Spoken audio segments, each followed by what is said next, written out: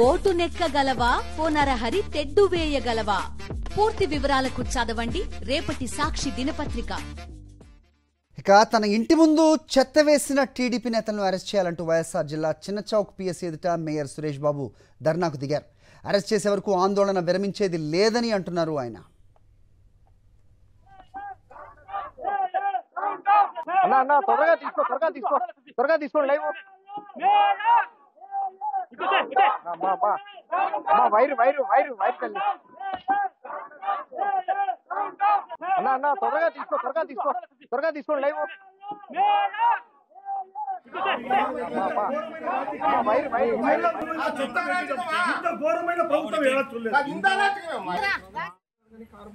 చెత్త పన్ను బలవంతంగా వస్తుంది. గౌరవ మేయర్ ఇంటి ముందర సంవత్సరాలు అందరికీ రాయి చేశాడు ఆయన ఇంటి ముందు అవమానం చెప్తే మనకి ఇంత ఉంటుంది. సారీ సార్, 1019 అంటే చిన్చౌకు స్టేషన్ అనేది కూతవేట్లో ఉంది సార్.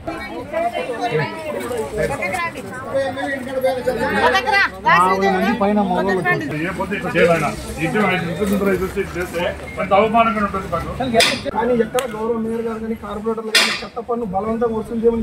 గౌరవ మేయర్ ఇంటి ముందర సంవత్సరాలు అందరికీ రాయి చేశాడు ఆయన ఇంటి ముందు అవమానం చెప్తే మనకి ఇంత ఉంటుంది. సారీ సార్, ఇంట్లో కూర్చొని మేయర్ ఇంట్లో చెత్త వేయండి అని చెప్తారు. ఇక్కడ చెత్త వేసేదానికి ఎవరు రాలే, కేవలం తెలుగుదేశం కార్యకర్తలు, తెలుగుదేశం పందికొక్కులు వీటికి ఇంటి దగ్గరకు వచ్చాయి తప్ప ఈ విధంగా చేయడం. మేము చేయాలంటే దిగజారిపోయినామంటే మేము కూడా సంస్కృతి ఎలా ఉంటుంది మీరు కొద్దిగా ఆలోచన చేయాలి. అంటే కడప ప్రశాంతంగా ఉన్న ఊరిని ఇప్పటి నుంచి 3 నెలల నుంచి మనం చూస్తున్నాం. తెలుగుదేశం పార్టీ అధికారం వచ్చిన తర్వాత కడప ప్రజలు, హిందూ ముస్లిమ్స్, క్రైస్తవులు అందరము ఒక అన్నదమ్ములుగా మెలిగే ఊరు. 30 ఏళ్ళుగా ఎప్పుడు జరగని హరాస్మెంట్స్ ఈ 3 నెలల్లో ఈ తెలుగుదేశం పార్టీ అధికారంలోకి వచ్చిన తర్వాత, ఈ ఎమ్మెల్యే మాధవరెడ్డి గెలిచిన తర్వాత కడపలో ఎక్కడ చూసినా హరాస్మెంట్స్ జరుగుతున్నాయి. మొన్న కేవలం ఒక ముస్లిం రిటైర్డ్ అయిన ఎంప్లాయీని కూడా చూడకుండా అతని మీద ఫోక్సో కేసు పెట్టడం అనేది చాలా దారుణం. ఈరోజు మా ఇంటి ముందర చెత్త వేసిన వాళ్ళు కూతవేటలో పోలీస్ స్టేషన్ ఉన్నా పోలీసులు కూడా తెలియకుండా మా ఇంటి ముందరకు వచ్చారంటే వాళ్ళ పోలీసులు తెలిసి జరిగిందని మేము అనుకోవాలన్నా, పోలీసులు తెలియకుండా జరిగిందని అనుకోవాలన్నా?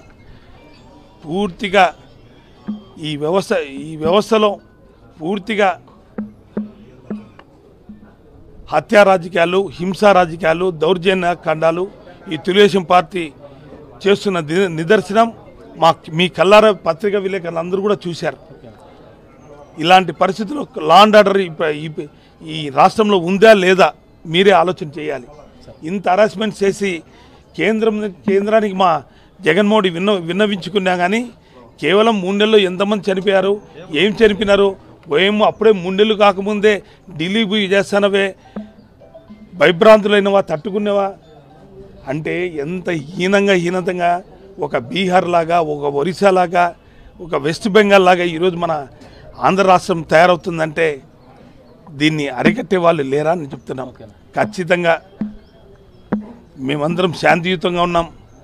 వైఎస్ఆర్ కాంగ్రెస్ పార్టీ మేము అనుకుంటే, మా పార్టీ కార్యకర్తలు అనుకుంటే మీ ఇండ్ల దగ్గర కుక్కట వేళ్లతో మీ ఇండ్లు కూడా పెరిగిలిచ్చే కార్యకర్తలు మా కార్యకర్తలు.